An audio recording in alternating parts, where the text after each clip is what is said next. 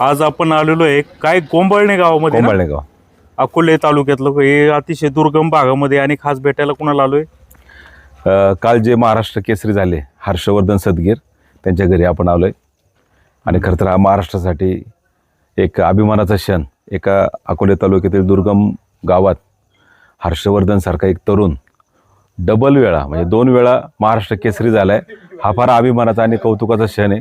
सामान्य कुटुंबातून आलेला हर्षवर्धन, आपण आज त्याच्या घराच्या बाहेर आहोत की सामान्य कुटुंबातील शेतकरी कुटुंबातील असणारा हा आमचा हर्षवर्धन आज खरं तर 2 वेळा महाराष्ट्र केसरी होतोय. इथे त्याचे 93 वर्षाचे बाबा उभे आहेत, आतमध्ये वडील आहेत आणि उत्सुकतेने आपण खरं तर आपल्या जुन्नर तालुक्याला असेल, शिवजन्मभूमीला असेल, आपल्या तालुक्यातील तरुणांना असेल की हर्षवर्धन म्हणजे एक प्रेरणा आहे. नक्कीच अशा पद्धतीने तरुणांनी जर वाटचाल केली तर आयुष्यात किती मोठं सक्सेस, म्हणजे एवढं सामान्यातून संघर्ष करून करता हर्षवर्धन ह्या स्टेजपर्यंत आलाय. आपण त्यांनाच सगळ्यांना, बाबांना असेल, वडिलांना असेल, हे सगळे अनुभव विचारूया. दादा नमस्ते, या आतमध्ये बस या. नमस्ते, या आतमध्ये बस. आजोबा आहेत ना तुम्ही? काय? वडिलाचे वडील. हा, किती वय आहे तुमचं? माझं आता हा, 85 86 96 96. हा. वाटत नाही पाहून. 2019ला जेव्हा तो 1935 साली. 2019ला ज्यावेळेस पहिल्यांदा महाराष्ट्र केसरी झाला त्यावेळेस हा हर्षवर्धनचा हा पुरस्कार आहे. आणि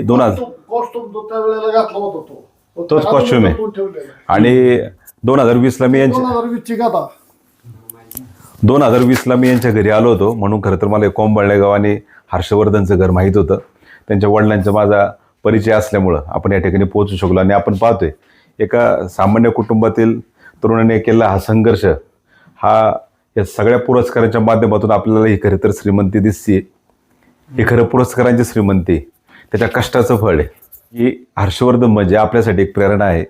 कुठलाही मोठा बॅकअप नसताना आज खरं तर आजोबा असेल, वडील असेल, आई असेल, या खरं तर सगळ्यांचे आशीर्वाद, कुठला राजकीय वरदहस्त नाही, कुठल्या मोठ्या लोकांचा मागं आशीर्वाद नाही, केवळ आई वडिलांचा आणि आजोबांचा आशीर्वाद. कसं बाबा हर्षवर्धनचे आता तुम्ही सांगा कसं, म्हणजे त्याला म्हणजे हे कुस्ती क्षेत्रामध्ये विषय वाटलं, कधीपासून आवड निर्माण झाली? तो 7वी-8वीला असताना इथं गावामध्ये आपण जे गावातले यात्रा वगैरे असतात त्या यात्रेमध्ये तो कुस्त्या वगैरे करायचा. पण त्याच्यानंतर शरीर थोडंसं व्यवस्थित असल्यामुळं मग त्याला वाटायला लागलं का बाबा मी कुस्त्या करायला पाहिजे. मग त्याच्यानंतर मग ठीक आहे म्हटलं, तू बाहेर राहशील का? मग आम्ही त्याला भगूरला, बलकवडे आम्ही शाळा भगूरला इथं पाठवलं. 8वी नंतर त्यांनी 12वीपर्यंत भगूर इथं व्यवस्थित प्रॅक्टिस केली. त्याला दरवर्षी प्रत्येक गटामध्ये मेडल मिळायचं. आणि 12वी नंतर मग तो अजून पुढच्या गटात खेळायला लागला. नाही, आमचे वडील कुस्ती खेळायचे. त्यांचे वडील कुस्ती खेळायचे. त्यांचे वडील ते 1 नंबर पैलवान होते त्या वेळेला. आमच्या गावामध्ये पूर्णपणे हा कुस्तीचा दर घरामध्ये पैलवान होते. प्रत्येक घरात पैलवान होते. पण ते काळाच्या ओघामध्ये आज आमच्या गावामध्ये तालीम सुद्धा नाही आहे. महाराष्ट्र केसरी हर्षद असूनही आज आमच्या गावामध्ये तालीम नाही आहे. त्याचं स्वप्न आहे परत आपण ते बनवायचं, जुनं वैभव परत तयार करायचं. 12वी पर्यंत शिक्षण कुठं नाशिकला झालं? 7वी पर्यंत कोंबळण्यामध्ये गावामध्ये, त्याच्यानंतर भगूरमध्ये 7वी ते 12वी भगूरमध्ये, आणि त्याच्यानंतर पुन्हा ग्रॅज्युएशन त्यांनी तिथंच केलं. शिक्षण पण आणि तालीम पण दोन्ही पण केलं. तो आता MA झालेला आहे. MA केलं त्याने. अरे वा. आणि मग 2017ला तो काका पवारांकडे गेला. इथं त्या पद्धतीची प्रॅक्टिस भेटत नव्हती आणि त्याच्यामुळं मग तो काका पवारांकडे गेला. काका पवारांच्या तालीममध्ये पुण्याला, कात्रजला. तर मग 17 नंतर मग तो 17 नंतर 2019ला 2च वर्षामध्ये काका पवार त्यांनी बाकीचे इतके पोर असताना त्यांनी त्यांचं स्वप्न साकार केलं. पहिला महाराष्ट्र केसरी काका पवारांचा आहे. महाराष्ट्र केसरी व्हायचे असं जेव्हा त्यांनी तुम्हाला सांगितलं तुमची काय प्रतिक्रिया होती? मी त्याला एकच सांगितलं, तू जो निर्णय घेतलाय ना, मी तुझ्या बरोबर आहे, तुला येईल ते कर. मग आमचं काम एवढंच, पण तुझं काम मेहनत करायचं आहे, आमचं काम पैसे पुरवण्याचं आहे. आम्ही इकडून तिकडून पार त्याला इथून आम्ही भगूरपर्यंत त्याला दूध आणि अंडी वगैरे सगळं पुरवलेलं आहे. कोमाळा ते भगूर 51 किलोमीटरचं अंतर आहे. महाराष्ट्र केसरी होण्यासाठी खरं तर त्यांनी आर्मीची नोकरी देखील सोडली होती. काय विषय नेमकी तो? त्याला तेवढंच त्याला वाटत होतं की बा नोकरीपेक्षा मी महाराष्ट्र केसरी झालो, नोकरी फक्त आपण स्वतःसाठी करणार आहे, पण जर महाराष्ट्र केसरी झालो तर माझं नाव पूर्ण राज्यभर निघाल. मग त्या आम्ही त्याला म्हटलं ठीक आहे, तुला सोडायची सोड, पण होशील याची गॅरंटी नाही. म्हटलं रथी महारथी राहतात, तिथपर्यंत पोचणं आपल्यासारख्यातलं काम नाही आहे, खेड्यातलं कोमाळ्यासारख्या पोराचं काम नाही. म्हटलं तू महाराष्ट्र केसरी व्हायचं, आपण बघतोय म्हटलं दरवर्षी. तर म्हणजे नाही ठीक आहे ना, आता मी होणार. तर 2च वर्षामध्ये त्यांनी करून दाखवलं. 2019 तो महाराष्ट्र केसरी झाला. तुमच्या मनात धाकधूक होती? धाकधूक 100% होते, 100% ते धाकधूक होते. आणि आत्ता ज्या वेळेला आता 2026ला महाराष्ट्र केसरी झाला, धाकधूक राहतीच. 40 दिवसापूर्वी जी महाराष्ट्र केसरी डिक्लेअर केली सातव पाटलांनी, 1 नंबर नियोजन, सगळ्या गोष्टी व्यवस्थित होत्या. आणि हाय सहज बोलता सहज एक दिवस फोन केला होता, तो म्हणे दादा या वर्षी फॉर्च्युनर न्यायला. म्हटलं हाय खात्री, म्हटलं पण आली पाहिजे. तू काय केलं वर्षभर? पंजाबमध्ये त्यांनी नंतर 4 महिने प्रॅक्टिस केली. म्हणजे पूर्ण ह्या स्पर्धेची प्रचंड प्रॅक्टिस सुरू होती. प्रचंड त्याला व्हायचंच होतं. आणि 100% आम्ही स्वतः सांगत होतो का 100% होणार. तुमच्या कोणीही जरी भेटले आम्ही सांगायचो गादा आमचीच. 100% आमचा विश्वास होता का तो गादा आणणार. मग काल आम्ही पुण्यामध्ये हजर होतो, दिवसभर तिथं होतो. पहिल्यांदा सिकंदरची महेंद्राची कुस्ती झाली, त्यामध्ये महेंद्रा जिंकला. त्याच्यानंतर हर्षद आणि काय नाव होतं रवी पाटील. आम्हाला काल 100% खात्री होती का हा 3 मिनिटाच्यात कुस्ती संपवणार. सेम तसंच झालं, अर्ध्या मिनिटामध्ये कुस्ती संपवली. त्याच वेळेला आम्हाला वाटलं होतं का गदा आहे आमचीच, फॉर्च्युनर आहे आमचीच. आणि नंतर जो निकाल लागायचा तो लागलाच. स्वप्न साकार झालं. पहिली जी धाकधूक वाटायची महाराष्ट्र केसरी कशी, परत नाही आत्ता आम्हाला बिलकुल वाटत नाही. आम्ही अजूनही मी त्याला सांगितलं, अजून तुझ्यासाठी परत एक ट्रिपल महाराष्ट्र केसरी आमच्यासाठी वय. आता तू तुझ्यासाठी झाला, आता आमच्यासाठी तुला करावाच लागेल एकदा ट्रिपल महाराष्ट्र. काल त्यांनी ती निवृत्ती जाहीर केली होती.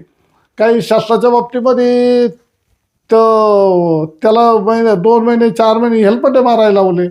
त्याला शास्त्राने कबूल केलं होतं का तुला आम्ही शासकीय नोकरी देऊ, पण आजपर्यंत त्यांनी ते फक्त आश्वासनच ठेवलं, आशेवर ठेवलं. त्यामुळं काल त्यांनी ते खतखत त्याची बोलून दाखवले. काय नक्की काय होतं तो, म्हणजे महाराष्ट्र शासनाची नोकरीसाठी कधीपासून प्रयत्न करत होता? आश्वासन बरेच दिवस त्यांनी प्रयत्न केले. त्याची फाईल सुद्धा आज मंत्रालयामध्ये बरेच दिवस त्यांनी प्रयत्न केले. आमचं एकच म्हणणं आहे फडणवीस साहेबांना बी, फक्त आम्ही फडणवीस साहेबांपर्यंत नाही पोचू शकत सर्वसामान्य लोक, पण त्यांना एकच विनंती किमान जे महाराष्ट्र केसरी होतात, माझाच मुलगा नाही दुसरे कोणी असू द्या, त्यांना किमान तुम्ही एखादी नोकरी द्या, म्हणजे किमान त्यांच्या याच्यानंतर त्यांचं आयुष्य तरी व्यवस्थित चालेल. विनंती आमची त्यांना. नाही, आपण संदीप भाऊ वडिलांच्या भावना परत आपण जाणून घेऊया. हे असंच खरं तर तुमच्या माध्यमातून आज हर्षवर्धन सदगीरचं खरं तर कुटुंबाच्या भावना आपण सगळ्या लोकांपर्यंत येते. परंतु मला कालचं एक महत्त्वाची प्रतिक्रिया सांगायची. हर्षवर्धननी काल जी भावना व्यक्त केली तिथं, की इतर अनेक जण म्हणत होते की हर्षवर्धन संपला, हर्षवर्धन आता काय पैलवानगी करू शकत नाही. त्या तरुणांनी सिद्ध करून दाखवलं. महाराष्ट्र केसरी होता म्हणून ते लोकांना वाटत होतं इतक्या दिवस कोणाचाच फॉर्म राहत नाही, पण त्यांनी ते सिद्ध करून दाखवलं. स्वतःला सिद्ध करून दाखवलं. जे म्हणणारे होते त्यांना सिद्ध करून दाखवलं का मी अजूनही बी पाहिजे ते करू शकतो. परत आपण यांच्याकडे येऊया. त्याच्या अगोदर खरं तर हर्षवर्धन डबल महाराष्ट्र केसरी झाला आणि महाराष्ट्रातून कौतुक होतोय, वर्षा होतोय, आनंद होतोय. आणि ज्यांच्यामुळे खरं तरी पाहतोय आपण 93 वर्षाचे आजोबा आहेत ज्यांनी पैलवानगी त्या काळात गाजवली. इथून खरं तर सुरुवात आहे. तुम्हाला आता काय विचारायचं ते बाबांनाच खरं तर ऐकायला ना त्यांना. बाबा बरं आहे का? बरं आहे का? आहे बरं आहे. आता कसं वाटतंय? आता 95 रनिंग आहे. 95. नातू आता डबल महाराष्ट्र केसरी झालाय. नातू महाराष्ट्र केसरी झालाय. मग कसं वाटतं? काय दोनदा झाला दोनदा. हा मग कसं वाटतं? नाही का वाटायचं काय, आता आमच्या घराने जी खानदानीच होती पहिल्यापासून, नाही वाडवडिलांपासून नाही पहिलवानाची खानदानी होती. पण आता तालीम मोडली आहे. नवीन पिढीला तालीम होती प्रॅक्टिस करायला, मेहनत करायला. ती तालीम मोडल्यामुळे गणमत झाली जरा. नाही तर या गावाची परंपराच होती, पैलवान निवडायचाच, वर्षाने पैलवान चांगलं व्हायचाच. त्यात आता आमच्या घराण्याची खानदानी होती. हा म्हणजे लहानपणापासून त्याच मार्गाला.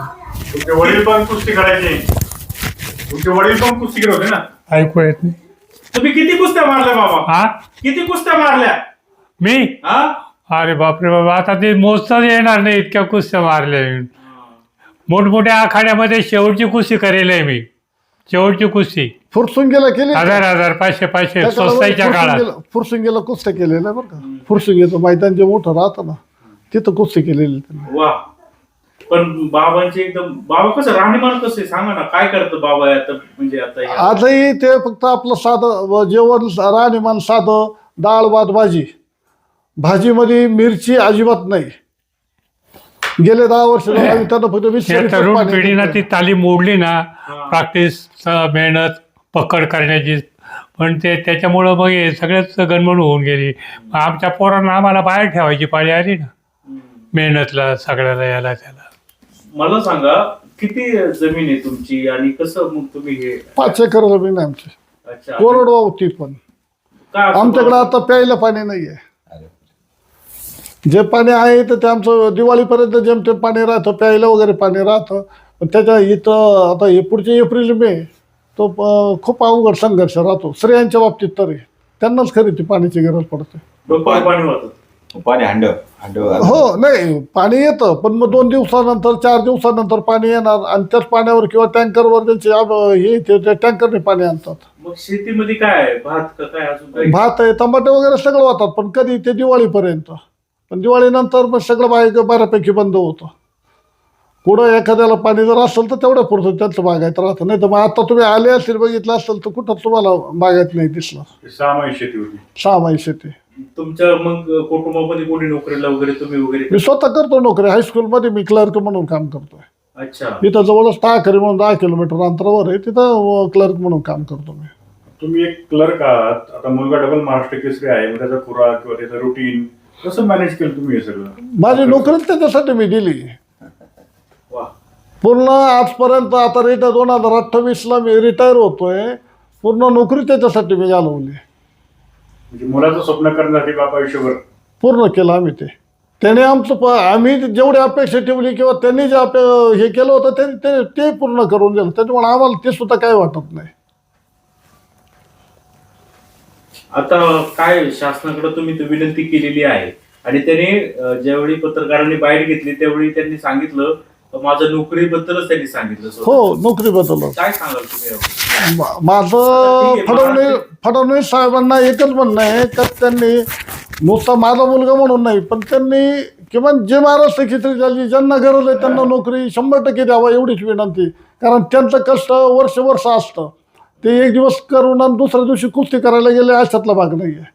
पूर्ण वर्ष पूर्ण आयुष्य त्याने घातलं. आज हर्षदच वय 29 वर्ष, 30 म्हटलं त्यांनी वयाच्या 12-13व्या वर्षापासून जे कुस्ती चालू केलं ते आजपर्यंत केले. आणि एवढे हिशो पण आहे, एवढे तोंड देणं त्याला. मला सांगा, लग्न कधी? 10 मेला त्याचं आमचं लग्न करण्याचा विचार आहे. जवळजवळ त्याची तारीख फिक्स झालेली. 10 जमले ना? जमलेले. बायको सुद्धा त्याला त्याच्याच तोलामोलाची BMS डॉक्टर आहे ती. चांगल्या विचाराची पोरगी भेटलेली आहे त्याला. आणि शासनाने तेवढा त्याचा विचार करावा. आणि लग्न होऊनही तो कुस्त्या करायला तयार आहे, करणार आहे तो. कुठे केली चोरी? कोणत्या गावात चोरी? शमशेरपूर इथं आमच्या तालुक्यातलं जवळ शेजारचंच गाव आहे शमशेरपूरमध्ये. मग आता त्यांनी सांगितलं की मी रिटायरमेंट घेतोय